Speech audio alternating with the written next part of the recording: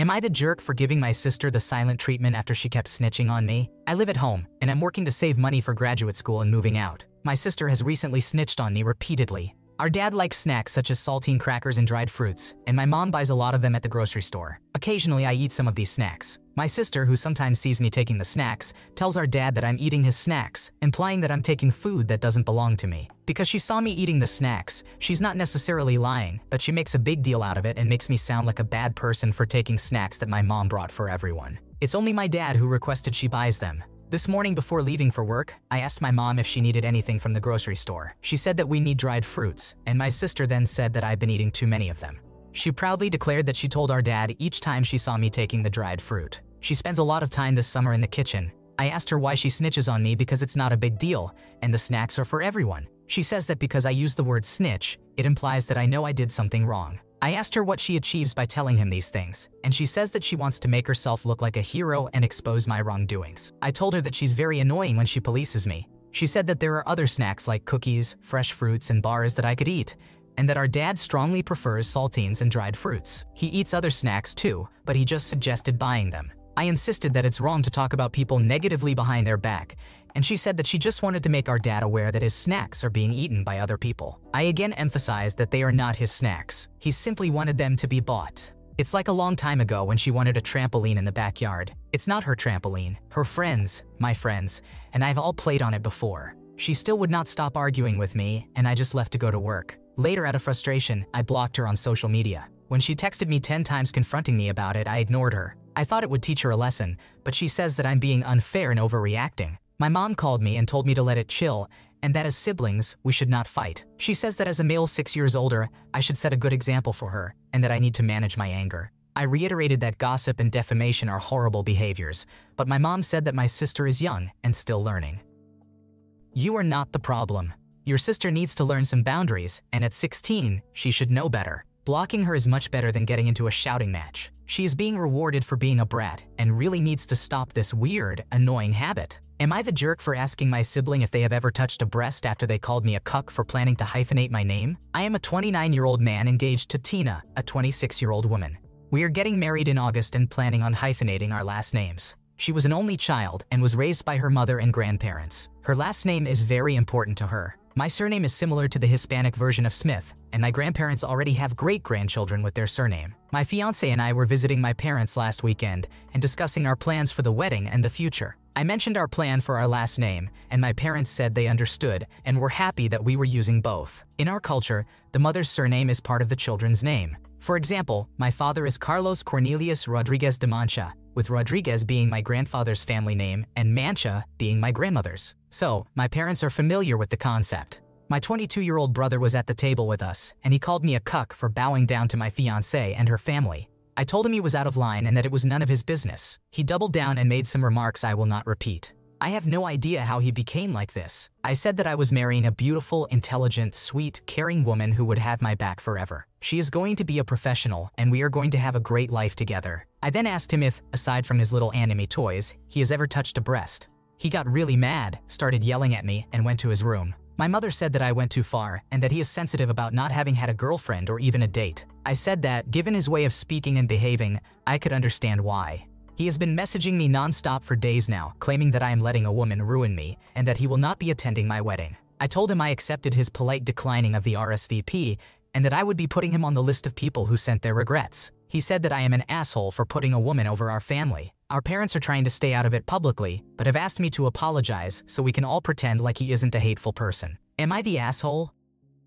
Your brother is clearly watching too many Andrew Tate videos and seems to have a skewed view of women, seeing them as objects rather than people. It's pretty obvious he doesn't understand that a marriage creates a new family that needs to come first. Honestly, with a mentality like that, it's hard to imagine him getting into any meaningful relationships. You are not the jerk, but maybe your parents should take this as a wake-up call to help steer him away from that toxic mindset. Am I the jerk for fighting for my child to have my last name instead of their other parent and their parent's spouse? I, a 24-year-old man, have a 5-month-old son with my ex-girlfriend, a 28-year-old woman, and things are complicated with her. We dated for 8 months. She left me for her ex-boyfriend and did not inform me she was pregnant. It was her sister who told me that the baby was mine and that my ex knew about it. I reached out and told her I wanted to be a parent to my child.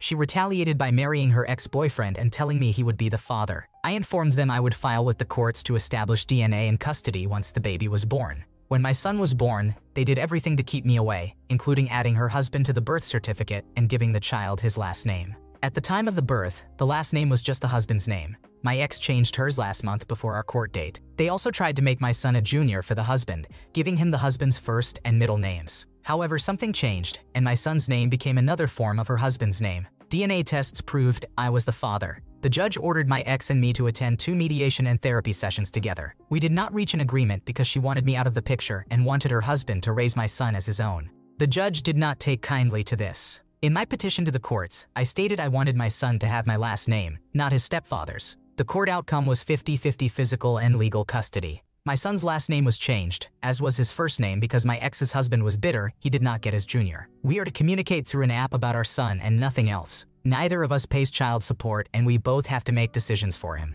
I am also on the birth certificate now. My ex hates me for everything that happened, but the sorest point seems to be the last name. Her mother called me and told me I was a petty little kid playing daddy when her grandson deserved a real man for a father. She said her grandson already had one in the husband, and that I should have left them to raise him together for the stability of one home.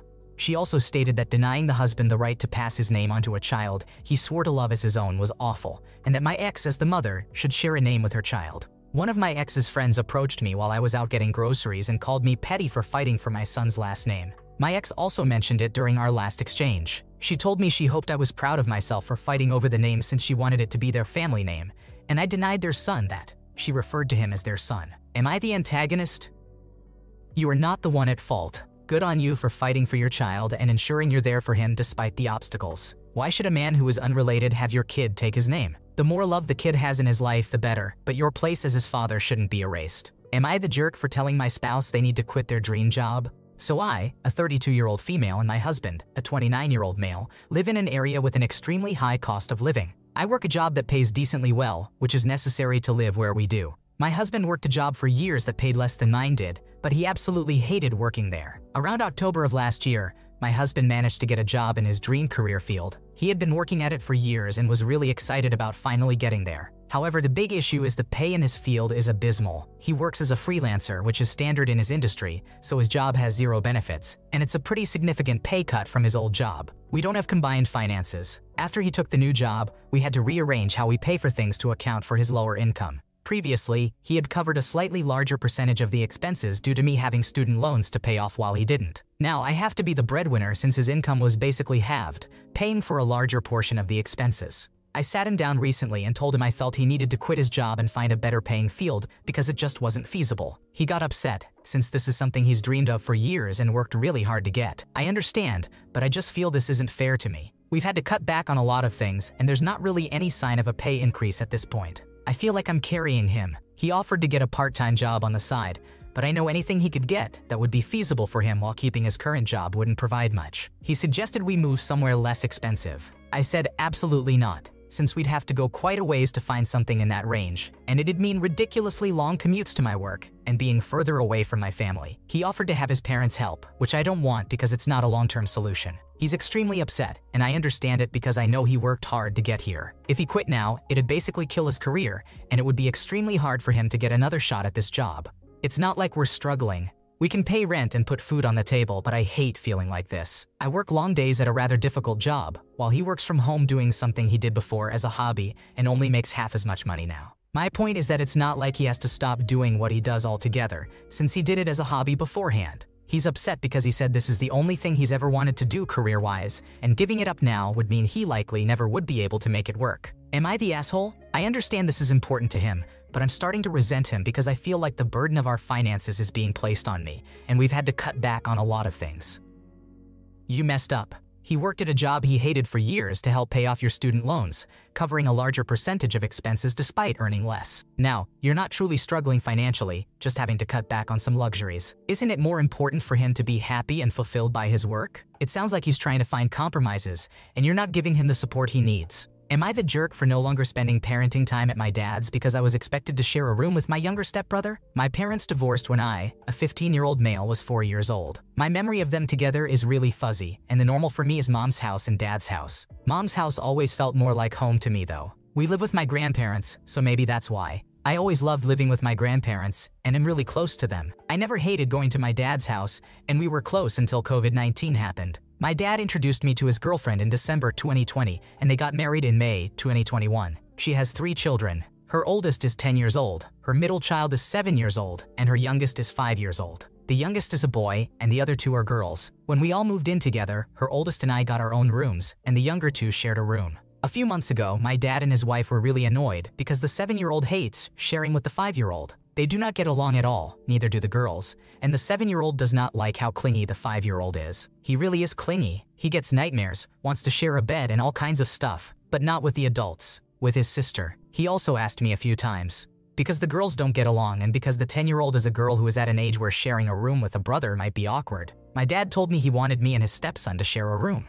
He laid out the expectation that I be there for my stepbrother for nightmares and other needs, and to really invest in being a good brother because he is far more affectionate and longing for closeness that neither of his sisters give him. I told my dad I wasn't okay with any of that. I didn't want to share a room with his stepson and be responsible for a closeness I don't want. He told me I had no choice, and that I should want a closeness because we are family, and I have the chance to have a brother. The rest of that week, my stepbrother was in my former room, and he tried climbing into my bed every night. He would wake up once I went to bed, he is a really light sleeper, and would chat my ear off. 2 years ago, I was given the choice to stay at either parent's house more permanently. With the changes at my dad's, I decided to stay with my mom and not go to my dad's for parenting time anymore. My dad didn't like it, but he thought I'd come back around. I still haven't been there since. My dad's wife is furious because her son hates being on his own in the room all the time. She berated me really bad for that, and my mom told her to never contact me again when she heard it. My dad told me I need to stop acting like this and said I came across as very entitled and selfish. Am I the asshole?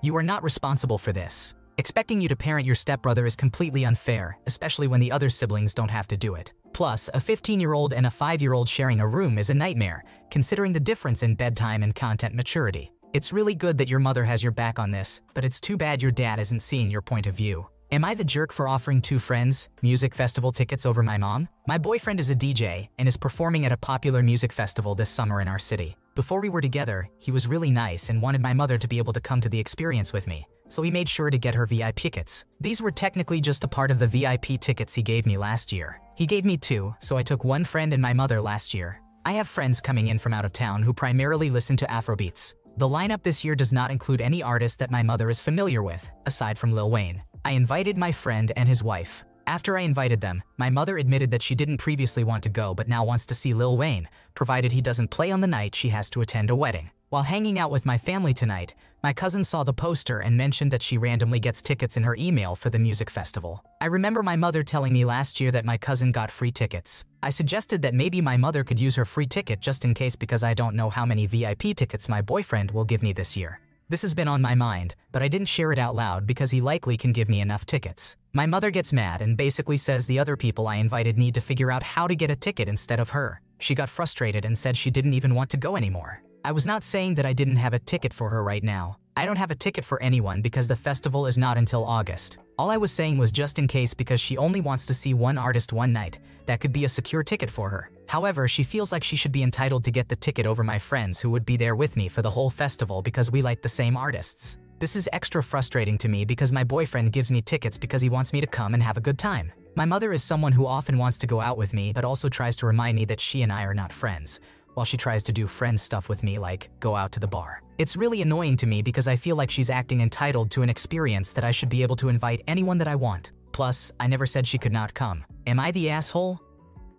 You are not in the wrong. Why on earth would anyone want to take someone who needs to be reminded that they aren't friends? Those types of events should be with someone you are going to have a good time with and make memories with. If your mom wanted to go so badly, she can fork over the cash to purchase her own ticket. Thanks for watching. When you subscribe, make sure to hit the bell to turn on notifications so you never miss a video. To finish listening to all the stories, check out the playlist in the description.